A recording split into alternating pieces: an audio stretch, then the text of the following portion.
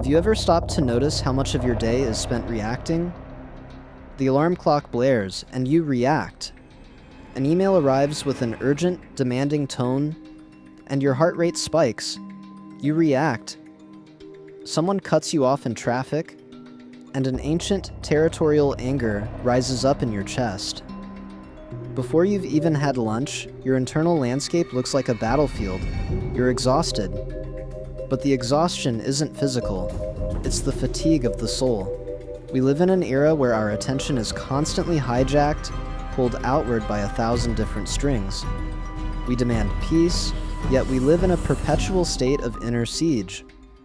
The ancient philosophers saw this coming.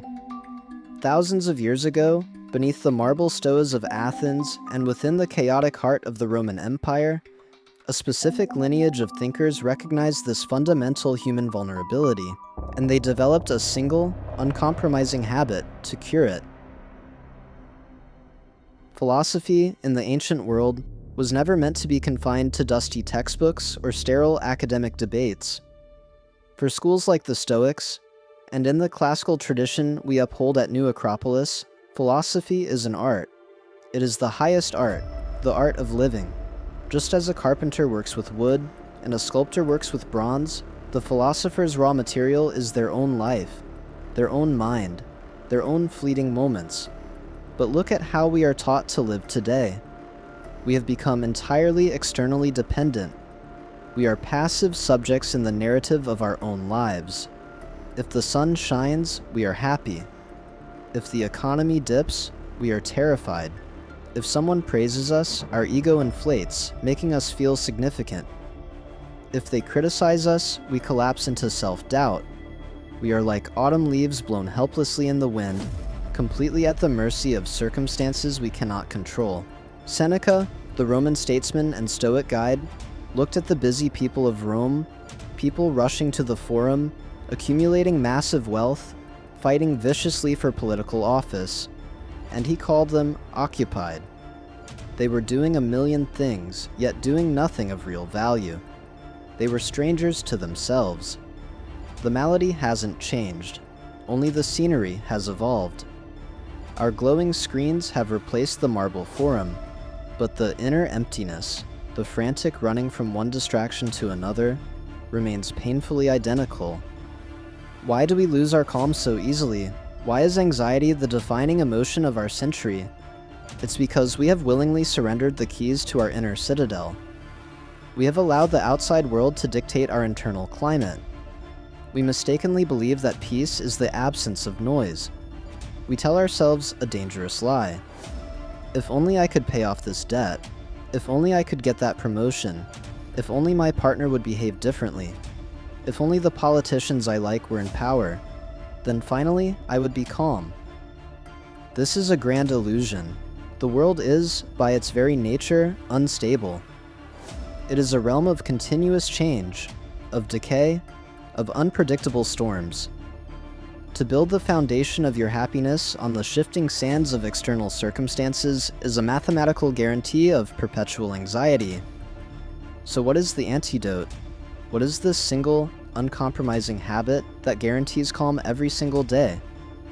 It is not a breathing technique. It is not a visualization exercise where you imagine a peaceful beach. It is a profound, relentless, and active shift in consciousness. The Stoics called it the dichotomy of control. But let's step away from the academic jargon for a moment. Let's call it what it truly is, the habit of discernment. Epictetus, a man who was born in chains, crippled by a cruel master, yet rose to become one of the greatest and most respected teachers of antiquity, gave us the blueprint. The very first line of his famous Enchiridion, his manual for the art of living, states this principle with brutal, beautiful simplicity. Some things are in our control, and others not. That's it. That is the great dividing line of the universe. But how does a philosophical concept become a daily habit? It becomes a habit when you refuse to let a single impression enter your mind without passing through the checkpoint of this dividing line. Imagine your mind as a walled city. The inner citadel. In the ancient world, a city's survival depended entirely on its gates and the guards who watched them. You couldn't just let anyone wander in. An enemy spy, a plague carrier, a hostile force. If the guards were asleep, the city would inevitably fall.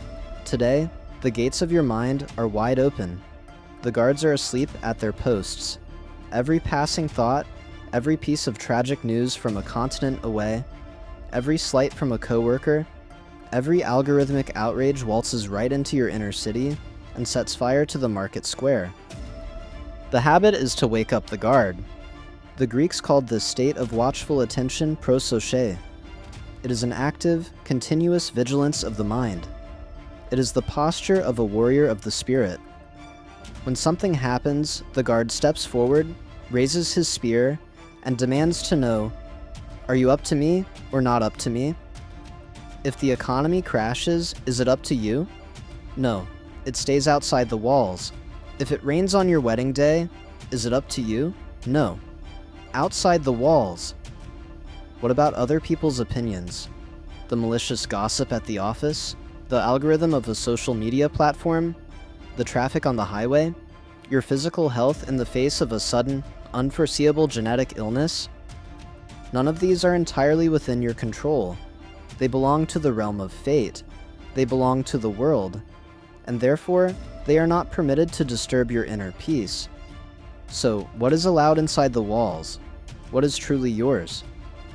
Epictetus tells us, our opinions, our pursuits, our desires, our aversions. In short, our own actions and our own choices. Your character, your integrity, your response to the things that happen to you. That is your absolute domain. It is the only territory where you are the undisputed monarch. When you deeply internalize this habit, an incredible alchemy takes place. You stop fighting reality. Think about how much vital energy you waste every single day arguing with what is. You sit in traffic and boil with rage, gripping the steering wheel until your knuckles turn white. Why? Does your rage make the cars move faster? Does your elevated blood pressure clear the highway? No, it only poisons your own bloodstream. You are silently demanding that the universe bend to your personal schedule. It's an act of supreme arrogance, disguised as everyday frustration. The Stoic habit of discernment cuts through this delusion like a sharp blade. The moment the traffic stops, the vigilant guard at the gate of your mind says, "The traffic is not up to me." Instantly, the tension in your shoulders drops. You breathe, you accept the reality of the situation, you bow to the present moment. But the habit doesn't stop at mere passive acceptance. That's a common, tragic misunderstanding of Stoicism. It isn't about becoming a doormat, a fatalist, or an emotionless robot. Once you realize the traffic isn't up to you, the guard asks the second crucial question, but what is up to me right now? Your response is up to you. Your internal state is up to you. What you choose to do with this borrowed time is entirely yours. You can choose to listen to a lecture that enriches your mind. You can choose to practice patience. You can choose to observe the architecture of the city around you, or the way the golden hour light hits the dashboard. You transform a moment of dead, frustrating time into a moment of self-mastery. You become the alchemist of your own life, turning leaden circumstances into golden moments of growth.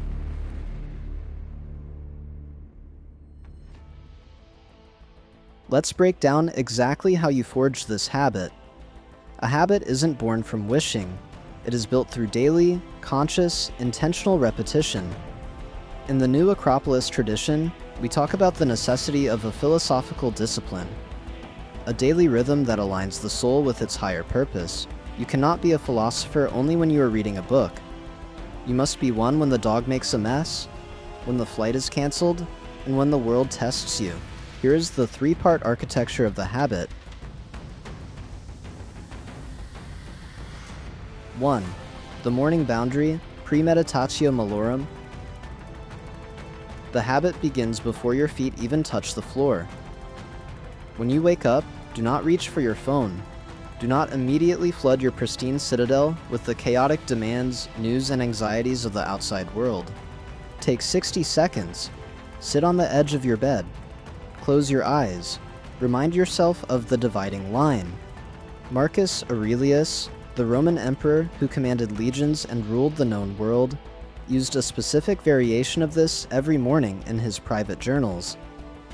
He would say to himself, "Today, I will meet people who are ungrateful, impatient, arrogant, and difficult. I will face delays and obstacles." Why do this? Are we being pessimistic? Are we manifesting negativity? Not at all. We are putting on our armor. If you check the weather and know it's going to rain, you carry an umbrella, and you don't get angry when the water falls from the sky. By anticipating the inevitable friction of human life, you prepare the guard at the gate. You establish the boundary between what is yours and what is the world's before the battle even begins. 2. The pause between stimulus and response. Throughout your day, the habit lives in the micro-moments. The psychologist Viktor Frankl, who survived the unimaginable horrors of the concentration camps and deeply understood these ancient Stoic principles, wrote a profound truth. He realized that between a stimulus and our response, there is a space, and in that space lies our freedom and our power to choose. When the harsh email arrives, the instinct is to fire back defensively. The stimulus hits, the reaction is immediate. The biological wiring of fight or flight takes over. The Stoic habit is to intentionally, artificially widen that space. Feel the physical sensation of the anger rising in your chest. Notice it, as if you were a scientist observing a chemical reaction. And then, before your hands touch the keyboard, before your mouth opens to deliver a sharp retort, invoke the habit. Is this person's rudeness up to me? No. Is my reaction up to me? Yes. It takes precisely 3 seconds to ask that question, but those 3 seconds are the difference between a day ruined by conflict and a day preserved in calm. You don't ignore the email. You don't become passive. You deal with the issue, but you deal with it from a center of gravity that is unshakable. You respond with clarity, with justice, and with proportion, rather than reacting with wounded pride. 3. The evening accounting. A philosophical life requires relentless, honest reflection. You cannot improve what you do not measure. At the end of the day, Pythagoras, Seneca, and Epictetus all recommended a nightly review. Sit quietly before sleep. Play the tape of your day backward. Where did you lose your calm today? When did you let an external event cross the walls of your citadel and dictate your mood? Did you get genuinely upset over a spilled cup of coffee? Did you compromise your internal values just to win a petty argument online? You do not do this to punish yourself. Guilt is a useless, heavy emotion for a philosopher. It anchors you to the past. You do this the way a professional athlete watches game footage. You observe the mistake without judgment, you mentally correct the form, and you resolve to execute the habit better tomorrow. You wash the slate clean. As you practice this habit, day after day, week after week, in traffic jams, in boardrooms, in quiet moments of frustration, something profound begins to shift in your consciousness. The results go far beyond simply being less stressed or more productive. You begin to touch what the ancient wisdom traditions called the higher self. We all have two natures dwelling within us. There is the lower nature, the animal part of us that is driven entirely by survival, by ego, by the desperate need to be right, by fear, and by insatiable desire. This part of us is heavily anchored to the external world. It is the part that panics when the bank account drops, when someone insults our outfit, or when we don't get the recognition we feel we deserve. But there is another part, a spark of the divine fire, the rational soul, the inner voice. This part of you is entirely untouched by the chaos of the world. Fire cannot burn it, water cannot drown it, poverty cannot starve it, and tyrants cannot chain it. When you constantly, vigilantly practice the habit of separating what is yours from what is not, you are systematically starving the lower nature and feeding the higher one. You are realizing, not just intellectually, but experientially, that you are not your circumstances. You are not your wealth. You are not your fleeting reputation. You are the silent, conscious observer navigating through these temporary things. You become like a deep, vast ocean. On the surface, there may be crashing waves, churning foam, and hurricane winds. But if you dive 100 feet down into the depths, the water is perfectly, utterly still. The storms of the world only disturb the surface of your life. The depths of your soul remain silent, vast, and completely untouched. This is the true, radical promise of Stoicism and classical philosophy. It isn't merely a modern life hack to help you hustle harder at work. It is an evolutionary leap for the human soul. It is the recovery of your innate, unassailable dignity. Imagine, for just a moment, walking through life with that kind of psychological invulnerability. Imagine possessing a true, quiet, stoic joy. When you no longer need the world to behave in a very specific, narrow way for you to be happy, you become truly, frighteningly free. You can engage with the world more fully. You can love others more deeply without the desperate need to control them. You can act more courageously in your community, precisely because you are no longer terrified of loss, failure, or judgment. You possess the only thing that actually matters, the only thing that truly belongs to you, your own will, aligned with nature, centered in virtue, and standing tall within the unbreakable walls of your inner citadel. This kind of profound inner mastery isn't built overnight. It requires dedication, immense patience, and most importantly, it requires an environment that fosters genuine growth. You cannot build the inner citadel alone while being constantly bombarded by a modern culture that values superficial distraction over spiritual depth. This is exactly why philosophy was always taught in schools.